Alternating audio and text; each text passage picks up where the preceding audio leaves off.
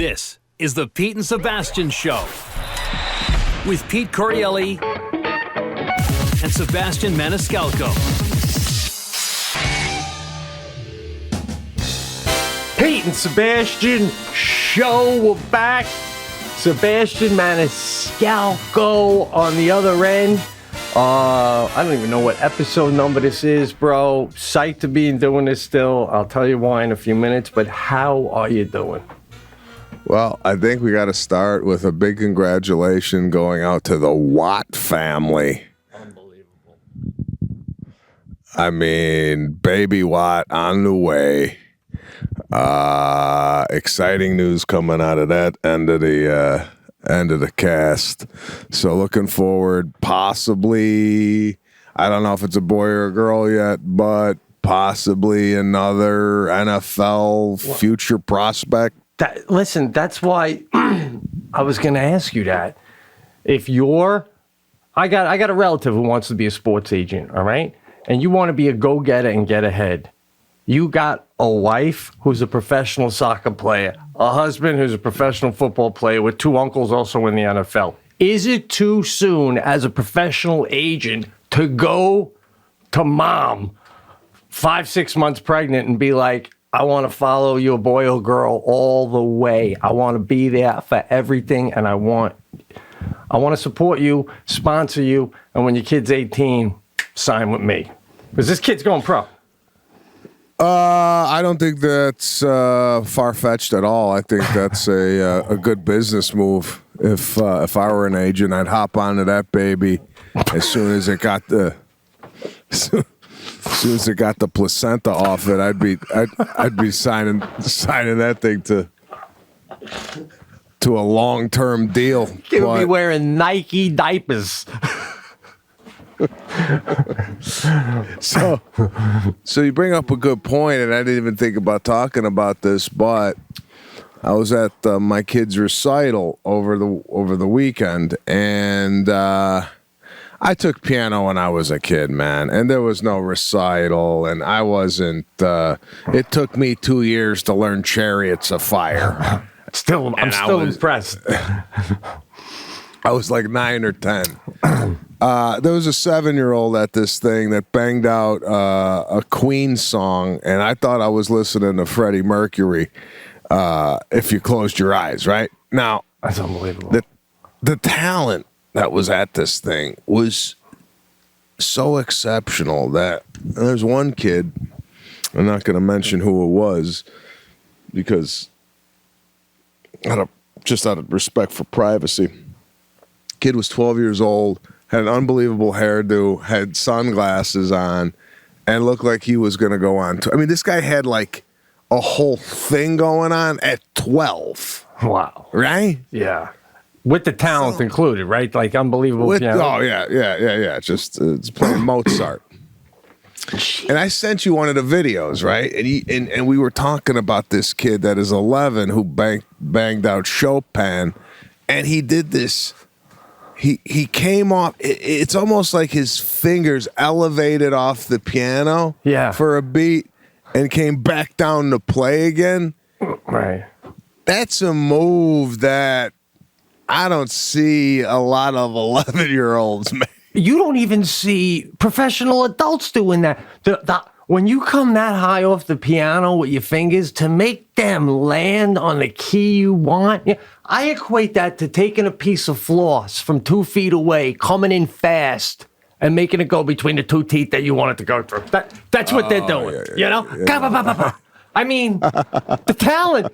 But what I saw that video and like, what's next though? Like what? I don't understand where you go with after that. This kid can do anything now. Yeah, this kid's gonna be either playing professional piano at the Met, or he's gonna go on and compose. He composed a piano cello piece that we didn't even see. Like this guy's writing music for the cello. See now, Jesus, right? I mean, that's a secondary instrument. But this is an interesting question because whenever you were bringing up like I guess what you call them, Chopin or Chekhov or whoever, right?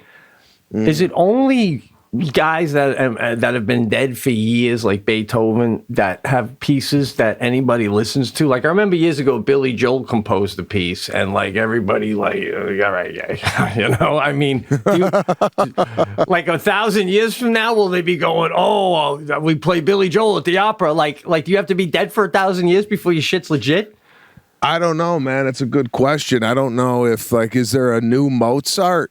That's what I'm saying. I mean, no second Mozart. I mean, even when Mick Jagger's gone, this Harry Styles guy's going to step right in, apparently. You know? So, I mean, no one's been able to replace Mozart, and I don't know. When did he die? Do you even know? By the way, I got Google set up. No clue. No clue, bro. Right. No clue when that guy passed away. All these guys, I have no idea if there's like a next wave or whatnot. But I might have saw it. I might have saw it in this 11-year-old. That's what I'm saying. That sounds like what's next. This guy's doing cello pieces on the side. Oh my God. So hear me out here. I'm looking at this, and there's a manager in the audience that's got a kid in this thing. He's a big time music manager. He's got like top level music clients. So I told him about this kid. I said, you got to see this kid. He's going on number 28. You got to check him out. Now, he's a big time manager. I said, is there like, would you sign this kid at 11? You know? Right. And he goes, it's not really. It's just, it's a recital. After the kid played, this manager's like, he looked at me and he goes, unbelievable. Right? So I don't know if the manager now goes to the parents and goes, I'd like to get your kid in my stable. Right. I mean, similar to the Watt agent thing, like you pick these kids up early. Listen, the video you showed me, you can't tell me like Kimmel or one of these late night shows wouldn't have this kid on. By the time he hits the last key, his life has changed forever. I mean, forget the guy with the horse, the blind guy. I always forget his name, Bocelli. Oh, but Bocelli, yeah. Yeah, I mean, this kid's the next Bocelli. He's going to have his own little stadium in the Tuscany Hills, and he's going to wail away once a year with a new piece, and everyone's going to go there to see it. And you're going to be able to say, you found them. Bro, I can't believe you turned the manager on to this guy. It's unbelievable. Meanwhile, I've been doing a cast with you 10 years. Nothing, guy. I would recommend you for nothing. I'm only kidding, bro. You do this with me. I love you for it, baby.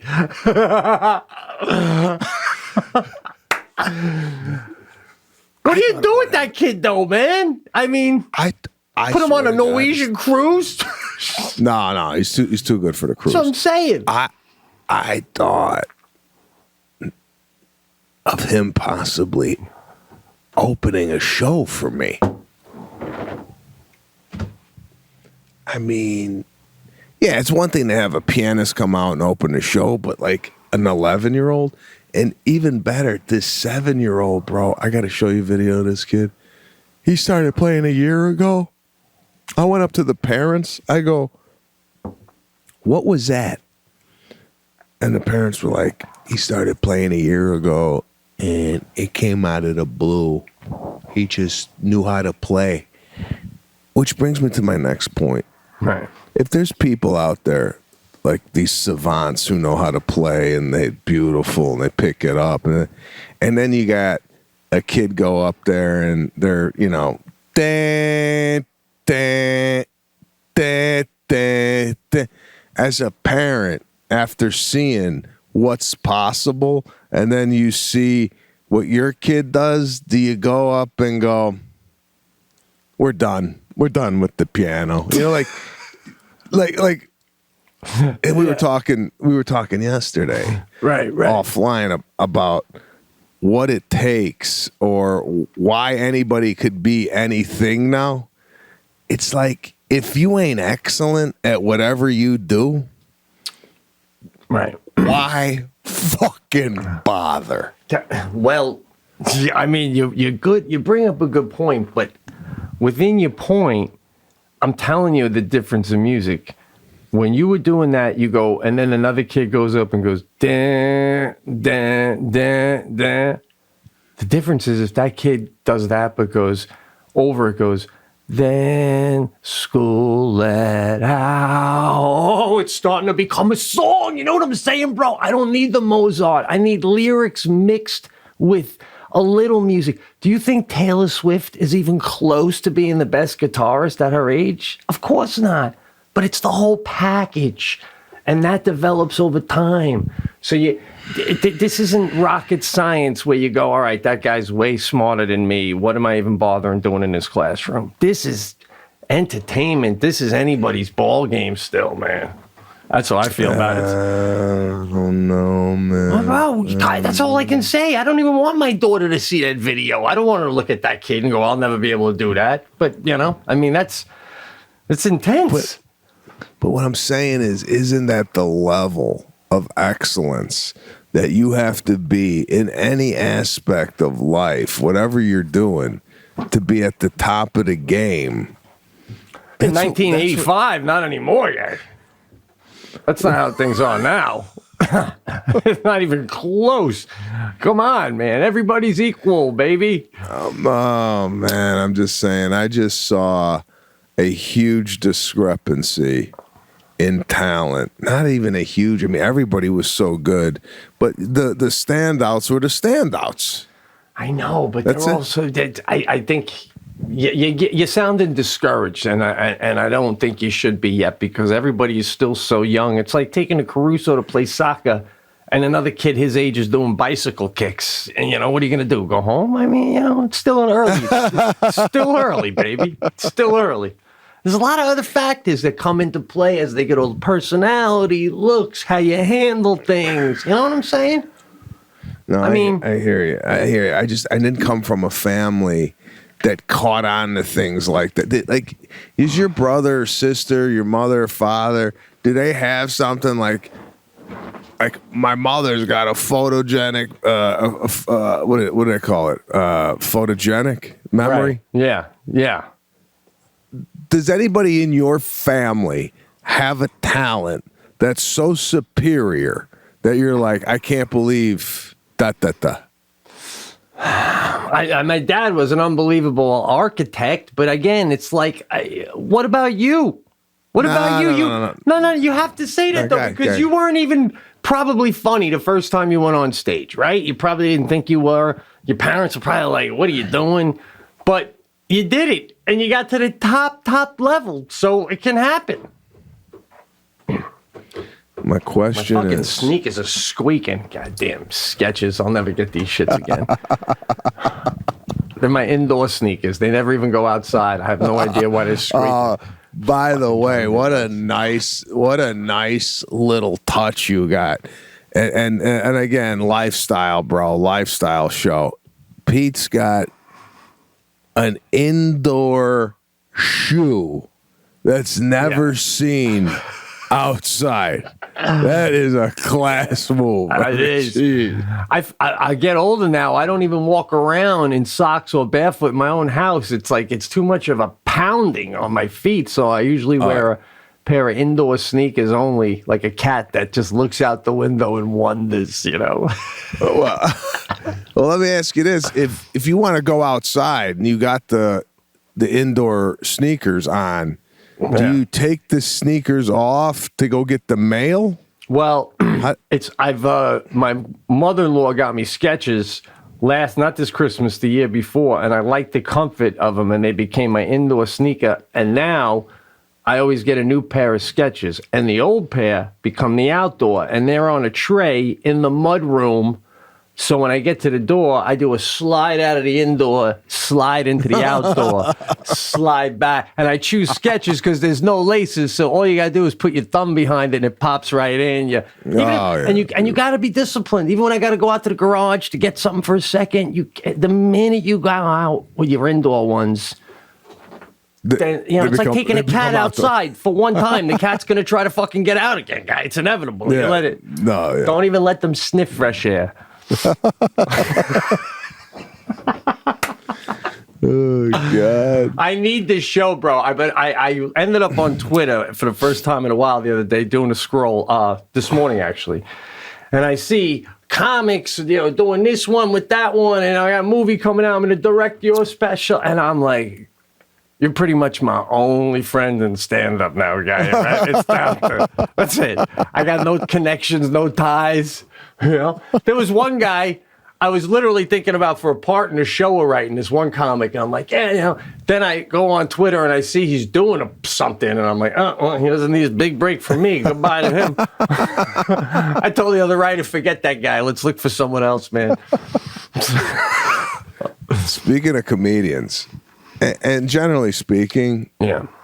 I don't think a lot of people are funny. Oh. I think you agree, right? I told you off air the other day, when I put on a new special, I assume it's not going to be funny. That's what I assume as well. Yeah, right.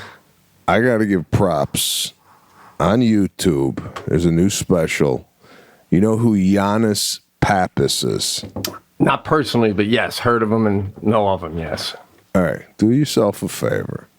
Go watch this kid's special. Cool. Right?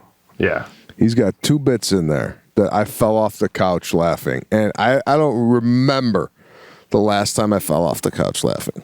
All right. First bit is about the differences in career day at school where your parent comes in. Remember when we were a kid, your father would come in and go, I'm an architect. Yeah. He does a comparison about what it was like when his parents came in for career day to what it is now. And then he does this comparison of what right-wing airlines would look like and what left-wing airline. Because he said we could just split the airlines up and have all the liberals take one flight and all the conservatives. Bro, the conservative one, unbelievable. You got to go check it out. It's on YouTube. He probably couldn't get it on Netflix or Hulu or any of the major streamers. Right. We all know why. Mm-hmm. Yeah, absolutely. That's why. So he had to go to YouTube, but you should check it out. Giannis Pappas, really, really good. My sister actually turned me on to him, so I thought it was extremely funny. And you don't find that too often nowadays. I mean, like you said, you turn on comedians, you're like, all right, I give it 5 minutes. If you don't get me in 5 minutes, bye-bye, you're off, gone. Yeah. There's actually, now you bring that up, and I don't know his name, and it's not even stand-up, but I forget how I started getting the clips. I might have just found them myself, but he's popular. This kid on Instagram, the Italian skinny kid, and everything he says is, yeah, your sister said that, or your sister likes that. Yeah, oh, my God. It makes me laugh, man. Meals by Couche. Is that what it is? Yeah, he does, take care, brush your hair. Oh, okay. I don't know what that is. That's his tagline. Because Sadie came home, bro, it was so funny. She came home last week when Jackie was not home, so I was just home when she came home from school, and she goes, she comes in and she goes to me, Dad, you want to play basketball later or something? I go, yeah, let's do it. And she goes, you know who else wants to play basketball? And she looks at me and she goes, your mother. Oh! And she goes like that. She goes, oh! I fucking died. So we start doing mother jokes like the rest of the afternoon. I'm like, yeah, so did your mother, And then she goes, so your mother. I go, I'm calling grandma. I'm going to tell her you said that about her, And the mother part wasn't as funny as she kept going, oh, God damn. Where did she pick that up At school, somebody started doing it, Man. So then, even in the morning, you think it's over, and I come down. She comes down, and I'm like, "You want a waffle this morning?" And she goes, "Yeah." Oh no, the best one was we're about to brush our teeth, and I was going to put my brush under, and I go, "Get out of here! I'm brushing my teeth. I'm waiting for it to get hot." And she goes, "Yeah, you know who else likes it hot? Your mother." And then she walks out and goes, "Oh!" Oh, that's that beautiful. No, and it reminded me of that kid because his sister, oh yeah, your sister likes it like that or whatever he did. Oh, that kid was funny. So all right, Giannis Pappas, man, I'm into it. I always like to see a new bit. Yeah, take a look at that. It's speaking of daughters, I read to Serafina at night, right? And to be honest with you, the books are getting boring. Yeah, right? Yeah. So I'm making up my own stories, and to be honest with you, those are getting boring. Wow. Wow. So now I'm playing games. Last night, she's laying on her back, I'm laying on mine, and I go, guess how many fingers I got up? I said, close your eyes, guess how many fingers I got up? And I saw her, she was peeking, right? And she'd go 5. And I go, were you peeking? And she'd die laughing. I mean, die laughing, right? Yeah. So tonight, I'm going to do a game, and it's going to be like 25 items. I'm going to get like a Q-tip, a nail clipper, a feather, and I'm going to put it in her hand. I'm going to tell her to close her eyes, and I want her to guess what the item is, right? Yeah, oh, that's a good game. I like that. You got any items off the top of your head that would be, just by feel, would be good for this game? Piece of pasta. Ooh, that's good. Oh, yeah. Oh, I like that, bro. A little rigatoni or something. Rigatoni right away. She's like, oh, dinner. You don't even play with that, Dad. Why'd you take that out of the box? Come on. That's a waste. See, now that's a good game and a good moment. Your daughter's laughing. But I got to be honest. Like yesterday, at the end of the day, long day with Sadie. Her birthday, I got to tell you what we did for her birthday. It was funny. But she's going to have an ice pop before she goes up to shower, get ready for school. Dad, come outside and sit on the porch with me and let's play the car game. And that's where we sit until I finish my ice pop. And that's when you sit out there and you pick a color. And if I go red, if more red cars come by first, I win. And I don't know, am I going to look back and miss that moment? Because I feel like I could skip some of those fucking moments, Like, as I'm playing the game and I'm looking at her ice pop going, oh, God, she's halfway done. Finish fucking ice pop. You know what I mean? Not every moment is great, It's like, am I a bad dad because I can't wait for her to finish the... Oh, shit. And then, like, she calls one black, and it's not even black, it's gray. But I go, yep, you're right. You got that. Just win. Let's get the fuck back inside. This is not a moment, man. This is not a moment. I hear what you're saying, but when she's 21... Right. And she's going out with her friends, and she leaves the driveway, you're going to be going, man, I wish we could have that one moment where I'm doing an ice pop and we're doing a car game. Believe me, that's gonna happen, bro. All right, it's I don't know. Sometimes it sounds like I'm getting a root canal, and you're going, no, you're gonna look back and miss these root canals. I'm like, all right, okay, I'll take a fucking word for it because it's not that fun right now.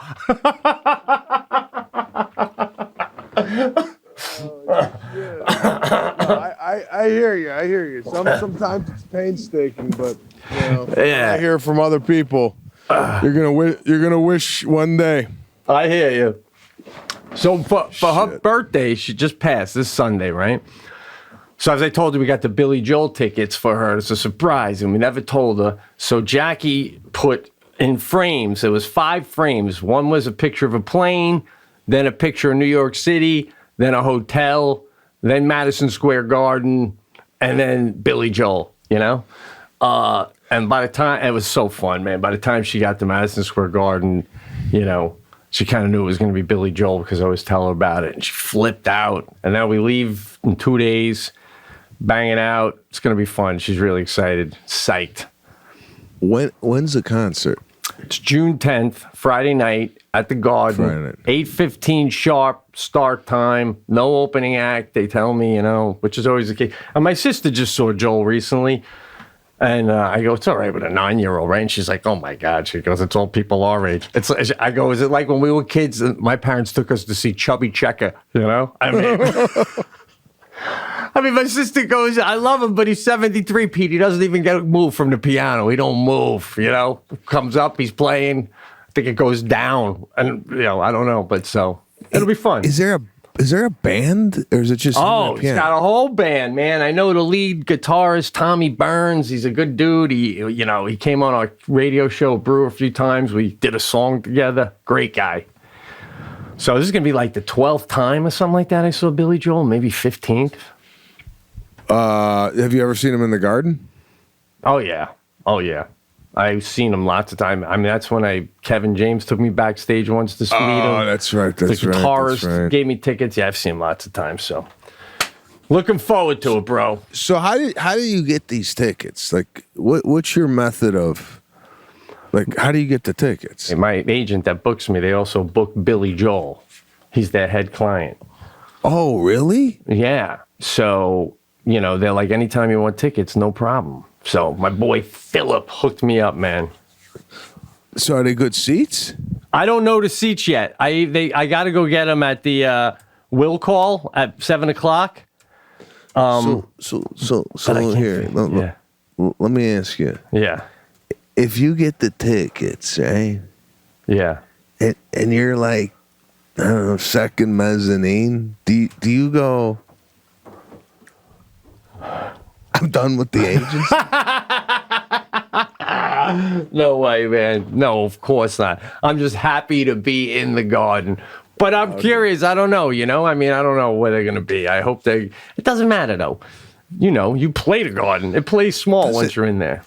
Doesn't matter. I mean, that's the first thing I ask.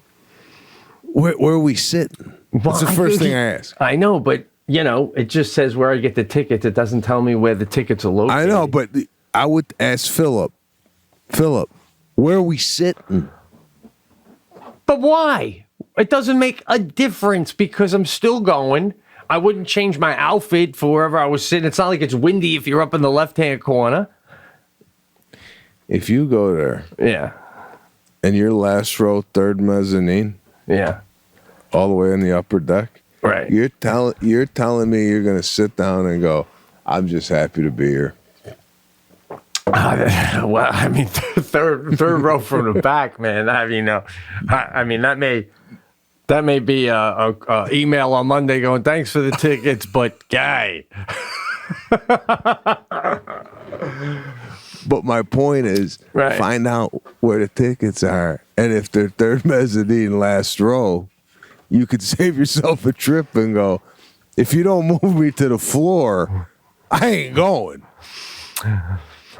Yeah, but I can't. I already told Sadie about it, man, I mean, and besides, Billy Joel's notorious for having his roadies go take the people up in the worst seats and bring them down to the front row because he knows they're going to rock out. So, I don't know, man.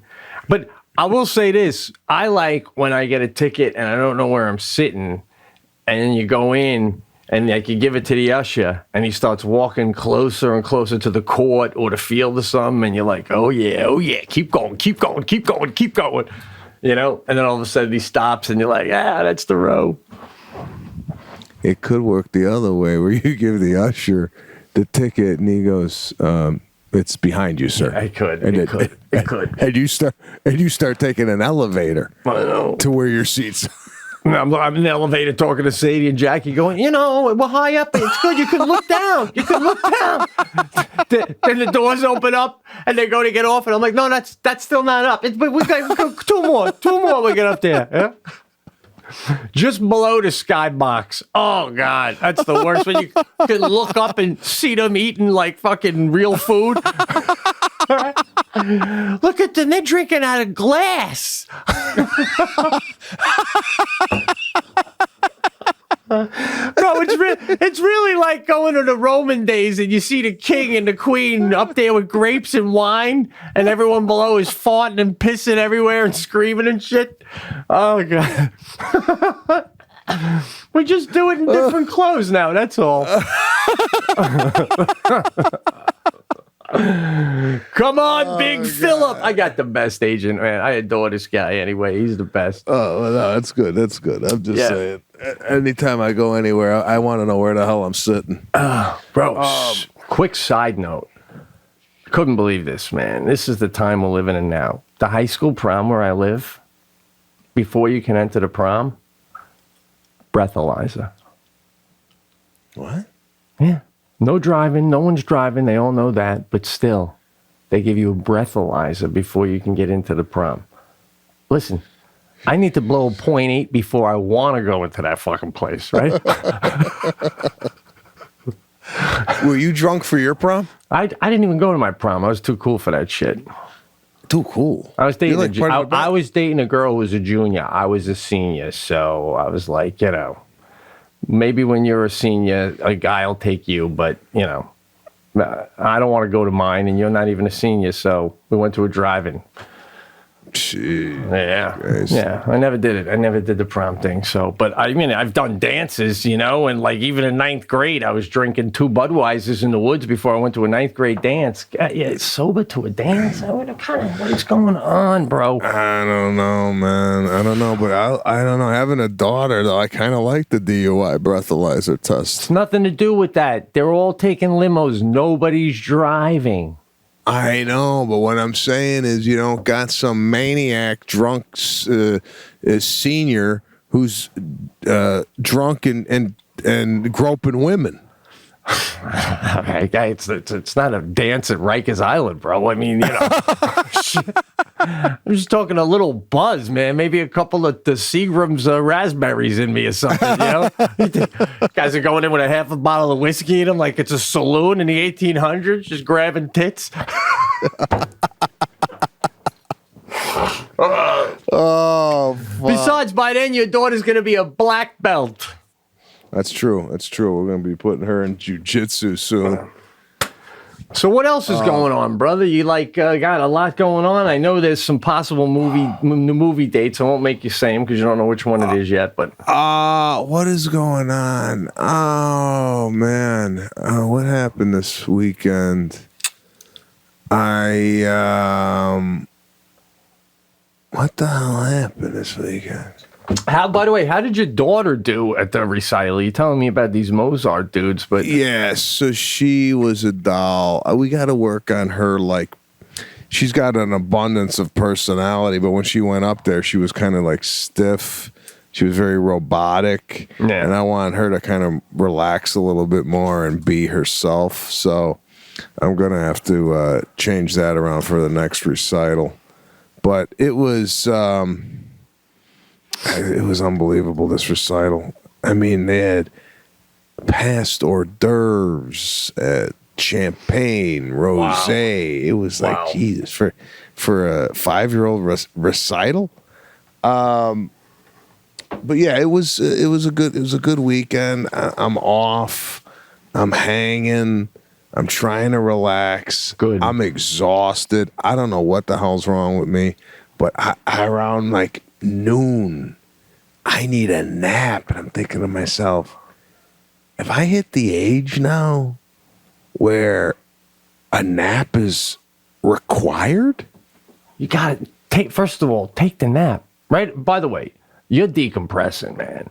It's like, you've been going and going and going. You come home, your house is your haven. So there's a decompression going on. But dude, especially because you get up early to work out. When I work out, this is the best way I could put it. There was this comedian, still is, funny guy named Jim Florentine. Always liked this guy. And we're talking once, and I go, and he's in good shape. And I go, man, this is years ago. And I go, God, after I work out, I'm so tired. I need to take a nap. And he goes, of course you do. Your body's tired. It's got to rest. That's how he talks. And he couldn't believe that I didn't understand that. And then ever since I've read about it and stuff. But if you just find, like that room you're in now, I usually put a hood down, give yourself 20, 25 minutes, you wake up, boom. So do you take naps? All the time. Is it at Every a day. certain time in the day? Or does it vary? It tells me. It's definitely, the only time I might not need a nap is if I don't work out, but even then I usually do. But on a workout day, definitely. And I usually work out, blah, blah, blah. And then when I'm in my office and I start writing or something, I just reach a point where I can't even keep my eyes open. And I'm like, that's it. And then I even yell at Jackie. I'm like, I'm closing them for 20, just so she knows, it doesn't, yeah.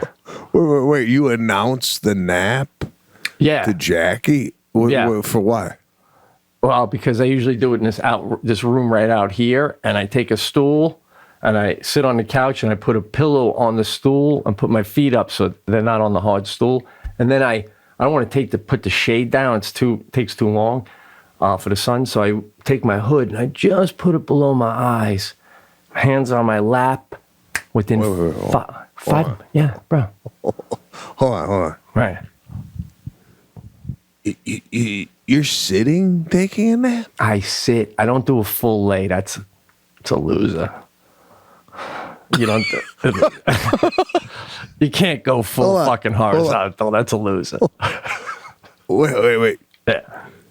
You're saying if you go head to toe lay down, Yeah. Shoes off, socks, couch. Oh, Yeah. God. No, that's 80 and above, guy. That's 80 and above.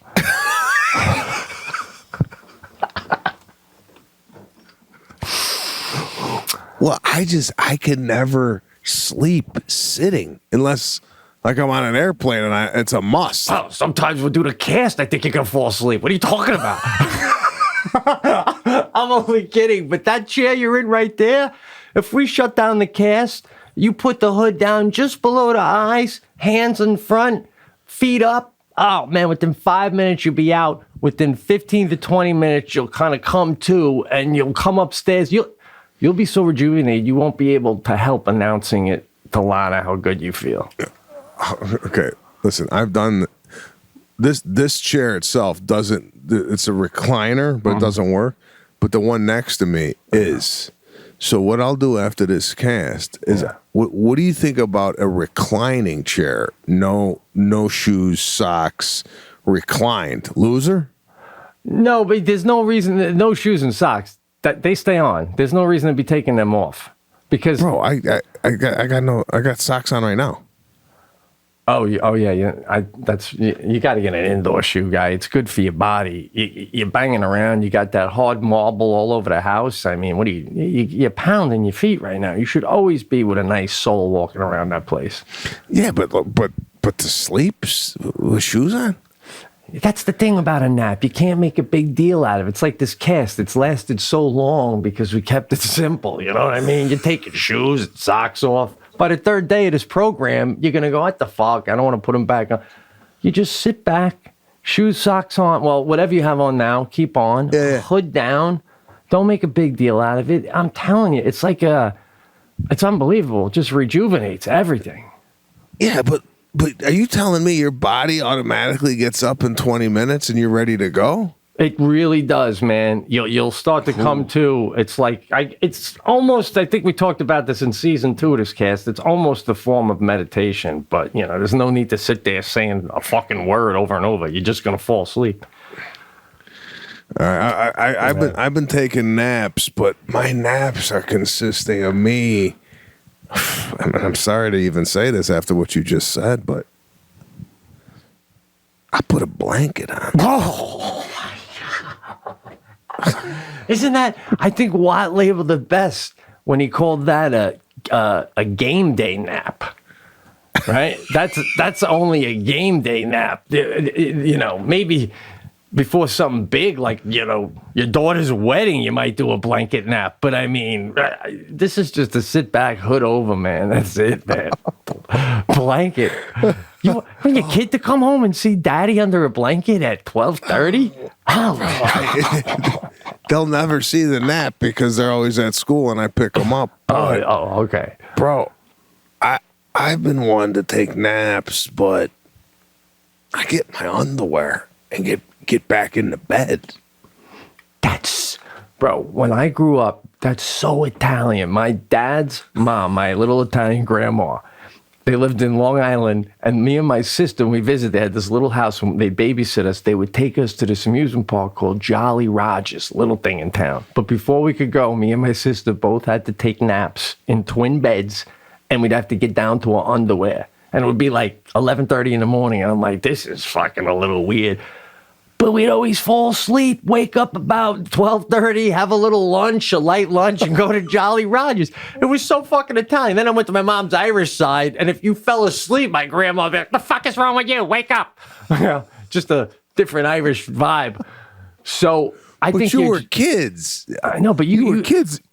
You didn't see no adult doing this. Your grandfather to get in his underwear and take a nap, did he? Ask your dad, though. I wouldn't be surprised if men in Sicily are doing that siesta nap, doing what you're doing, like in the middle of the day in, like, the hills of Tuscany, just napping it out under a blanket that their wife made with goat hair. My father hasn't taken a nap since he was 4. Oh, man. All right, so Sicilian machine that guy is. I'm telling you. He goes, I nap on my feet during lunch. That's when I nap. My dad would come home after a long day's work, lay down on the couch, Yeah. and have newspaper literally all over him. He looked like a fucking litter box. The amount of newspaper this guy had just all over the room. He would just like finish the section, throw it on the floor, right? Yeah. And then when he would fall asleep on the couch, he would have like newspaper all over him. It was like the newspaper was acting as his. Yeah. Oh my God, that's great, dude. What a memory, man. So even back then, your dad couldn't get enough. Like, we're not the only ones devouring the news. This has been going on for years, right? Oh, for years, bro. He still does it. He still reads the newspaper. Speaking of sleep, I meant to tell you, I got this written down. Swear to God, this was this morning. Yeah, you had mentioned this too. When I wake up, I'm up, right? So it's about 5:55 a.m. and I kind of wake up, and next thing you know, I hear talking, right? So I give it a minute, and I can't not hear it. There's two people talking, and now by the time I get up and I go down, it's 6:03 a.m. on my thing. So I'm still in my underwear. I go all the way downstairs. I open up my front door, and there are two women that I know, friends of ours, and they run every morning, and they're standing right in front of my house, and they're having a conversation. They're done running, and it's loud, like loud enough that I could hear from my room. So nicely, I go, hey guys, I'm sorry, can you just keep it down a little bit? And so nicely, they both go, oh, sorry, and that was that. So I even went back to bed, got another hour, got up at about 7. Jackie gets up, and then she comes down in the kitchen, and I go, yeah, there was two people. I couldn't quite tell. I think one of them was so-and-so, but there were trees in the way, but they were talking. Did you hear it? And Jackie's like, no. And she goes, and it was definitely, I don't want to say the names, but so-and-so and two people that always run together. So let's just say Nancy and Grace. It was definitely Nancy and Grace, Pete. If you saw Nancy, then it was definitely Grace. Oh, man, I can't believe you yelled. I go, Jack, I was so nice. I couldn't have been any nicer, And they were nice back. It was just a little noisy, So Jackie teaches spin class, and one of them runs the gym. So Jackie goes there, and she comes home, and she's like, oh, I can't believe you did that. And I go, listen, it was a totally cool exchange. And when Sadie came down in the morning, I go, Sadie, did you hear the two women talking out in front? And Jackie's got it back to her, and Sadie's about to say no. And I go, yeah. And she goes, yeah, I heard him. I go, I'm not the only one, Jack, right?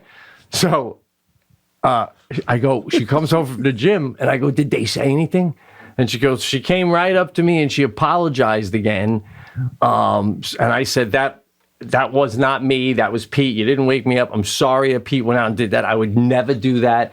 And and the woman said, no, we were being a little loud. I forget it's 6 a.m. And to be honest, Jackie goes, let me ask you, would you go out and do what Pete did? And the girl said, no, I wouldn't. But my husband would have, and he wouldn't have been as nice as Pete was about it. Thank you. There we go. Thank you. Yeah. We've had a problem with these women for a few years, though, now. I remember you telling me a story about these women, I don't know, 4 or 5 years ago, parking it outside your house and discussing the run. Well, I got a pack of older ladies that also walk in the morning, and they do it bright and early, and, you hear them coming by at like 6 a.m., and it's like, and now I got this problem every year, but I don't say anything. And my neighbor said once something to me about it, and I should have took him up on it. He's got this Harley, and he works, I don't know where he works, but he's got to be at work at 7 a.m. So every morning at 6:15, when the weather's nice now, he revs this thing up like a fucking rooster. The whole town's up. And down. And one time, like 3 years ago, he goes, oh, man, my Harley, does it wake you guys up? I go, oh, no, not at all. He goes, what if I said it did? What are you going to do? What are you going to do? Not ride it? You're going to not ride it? So. Well, maybe he doesn't have to rev it up if you mention, hey, you know what? maybe you should like open it up after you get out of the residential neighborhood. But in the morning, we don't need to hear the muffler run. These Harleys, as soon as he starts it up, it's not even out of the driveway. It's if I was the mayor, I want to be able to drop a pin in the middle of Main Street and hear it hit the ground up until 7 a.m. I should be able to hear it hit the ground, or you're getting fucking fined. These ladies are sweethearts. Trust me, though. I adored them running, and it's just a funny thing that Jackie was worried that it was going to be a problemo. So when you go out there to say quiet down, are you in like some type of pajama or robe? I was in nothing but my, underwear, but like they could look like a swimming trunk sort of thing. But I just did a lean out. So even if you could see me, I got. Yeah. You're doing a bare-chested underwear lean out. Oh yeah. Two women in front of the yard. At 6:03 a.m. Open it up with good morning. Hey ladies, can you just? Hey ladies, yeah, chest hair and all, bro. Oh. Yeah, I mean. I was going back to bed. So I know, but for the scolding, at least put a robe on or something. It was not a scolding. This is the misunderstanding that my wife had too. It was a, hey guys, not ladies. I think I said guys. Hey guys, sorry. I even said sorry. Sorry, can you just keep it down? I mean, couldn't have been. Is it just that I said anything? Is that the aggressive? I don't have a problem with what you said. Right. I do have a problem with the like coming out in underwear like your house is on fire and you couldn't get into the closet. I mean, at least robe it up, come down and go, lady, I'm just trying to come up. I felt. It's interesting you say that because as I was going down the stairs, I was like, should I put a shirt on? I mean, and then I was like, I'll just do the head stick out, up to the waist. And I felt by doing that, when you look over and you just kind of see like chest and messy hair, you really know you woke me up. You know what I'm saying?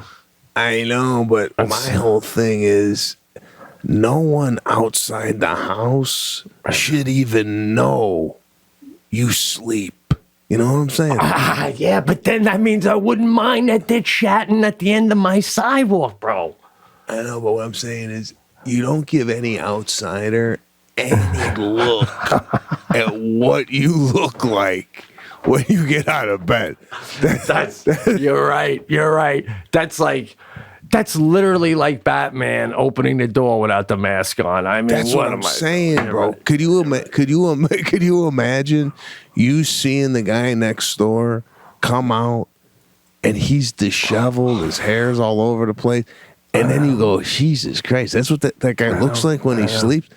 And now they got this image of you embedded in their head going, I didn't think he could even look that way. Well, listen, I'm loving this conversation, but my wife did cut my hair recently, and when it's cut, like fresh like now, it almost looks like this at wake up. It's rare, but it almost does.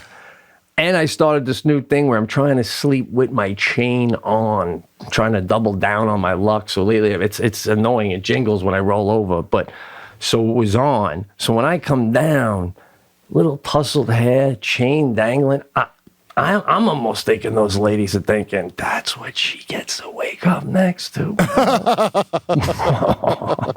Winner, chicken dinner guy. Oh, God.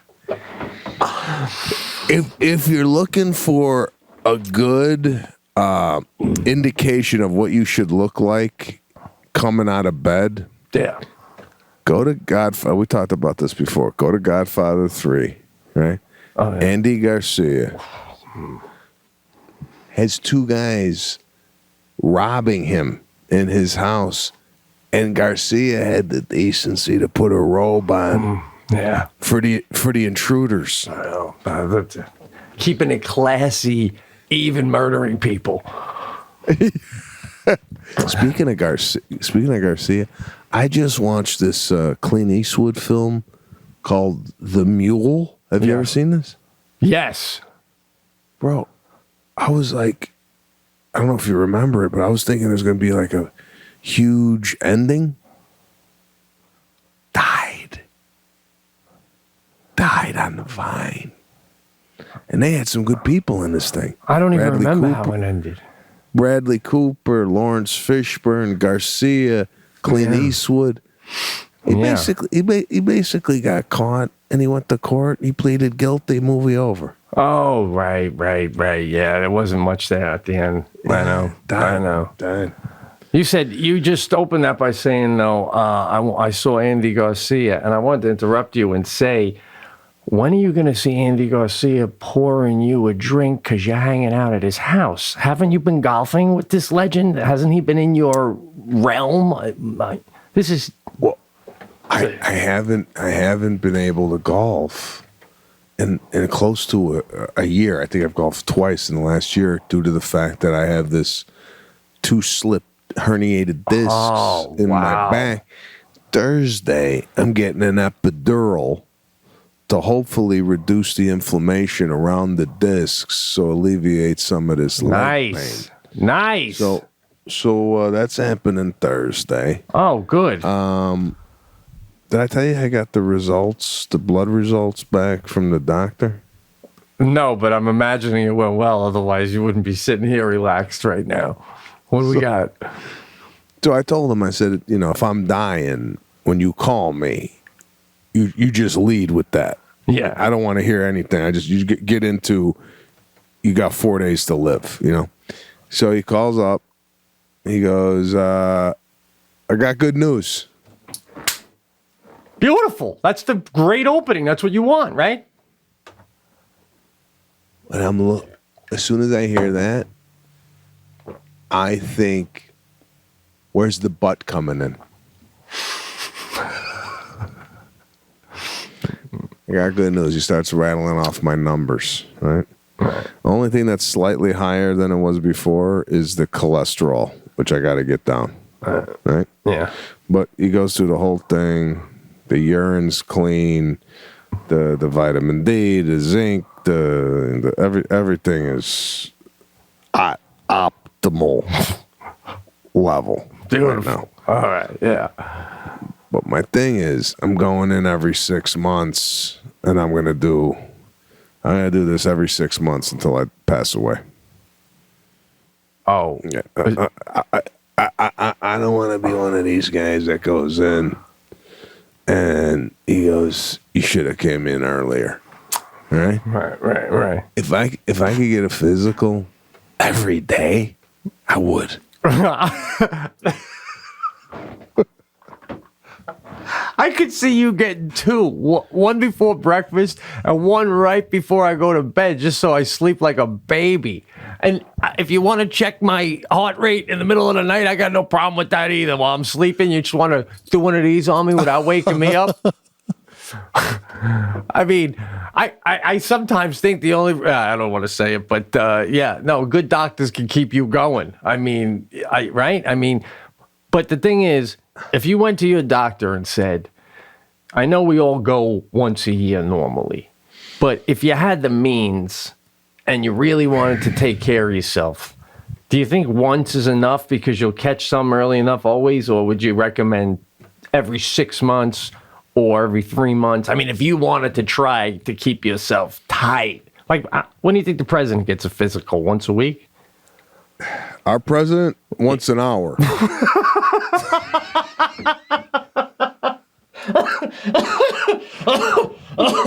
Oh, God. He goes down a flight of steps and then, like, check the blood pressure. Holy shit. Absolutely. Yeah. But normally speaking, yeah. So that's... Now, I got to ask a separate question based on last week's show. Now when you're working out, I know you got the disc, so you're limited as it is. When you're doing stuff, exercise-wise, is there a part of you going, I do have a little bit of a hernia, so maybe I won't put it up to 12? Or No, not even thinking about that. Not even. I'm not even lifting weight that would warrant me to be concerned about popping the hernia. I'm doing like lightweight for a lot of reps, opposed to like, doing 225 for 10 on bench press. Those days are done, bro. Having 45s on each side. Remember that? I don't know if you're in college, it would be like, put another 45 on, and you're slapping your tits, waiting to, bench press. It's not happening. No, I know. I literally today was working out, and I was going to I'll do a little video to show my gym because it's all done. I'm loving it. For Patreon, I figure, and the reason I do Patreon is because I don't like to just go, hey, this is my gym. But I figure if you sign up for that, you want to see that stuff. So I'm more comfortable. Yeah. But my point is, I started to do a roll around, and everything is tight. I have my weights where I want them to be, but I only have dumbbells, right? And they only go up to 40 pounds. And I usually only use the ones up to 30. But as I was going through, I was like, I might hear too much flack about my lack of weights. It was almost like a suburban housewife gym. You know what I'm saying? But now, you're making me feel I got to show it because I only go up to 40 pounds with my weights. There's no big heavy weights around. At this age, right? I'm working out with rubber bands. I'm telling you, those TRX, you do planks with the TRX. I do them for what? That just takes care of everything, bro. It's like, right? Boom. Yeah. So. No, I hear you. No, I'd show it, man. I even think 30s are too much. Where you going with 30s? I know. My house is so old. The windows, the way they used to open, they had these big weights, these long weights that are 10 pounds, and you would release it and the weight would come down, the window would go up. So when I bought the house, there was all these 10-pound weights in the dirt around the house. So I took them all in my garage. I took 4 of them. I spray painted them black, and they're in my gym. I'm lifting window weights, fucking 10-pound window weights. Guy built my house. He'd be looking at me like, did it keep the window up? You're doing curls with them, Sally? Oh, God. I'm with you, bro. I mean, I don't know. But you got to do something, right? I got to tell you, I went through a phase the past 3 weeks, maybe even a month and a half, to be honest. Hated working out. I was slacking off, skipping it, bailing halfway through. I'm finally getting back into it, but it was like loving pizza, and then all of a sudden biting into it and going, I ain't into this shit anymore. Yeah, sometimes it goes in phases, bro. Right now, like I'm in this nap phase. I gotta snap out of it. You don't gotta snap out of it. Just keep your shoes on and ditch the covers, all right? That's all. Oh, God. Well, it was good hanging, bro. It really was, bro. I was sleeping before this thing, and you woke me up, so I might not need a nap. Anyway, Pete and Sebastian, thanks for listening. We got Patreon up and running. Go to patreon.com, Pete and Sebastian Show. Sign up, $5 a month. Price of a beer. Get a better buzz, and we'll talk to you soon. All right, later, man. All right, you got it. Pete Correale will be at Stand Up Live in Phoenix, July 7th, 8th, and 9th. And as always, man, you guys are the best. Thanks for tuning in and listening to us. We love doing this. Later.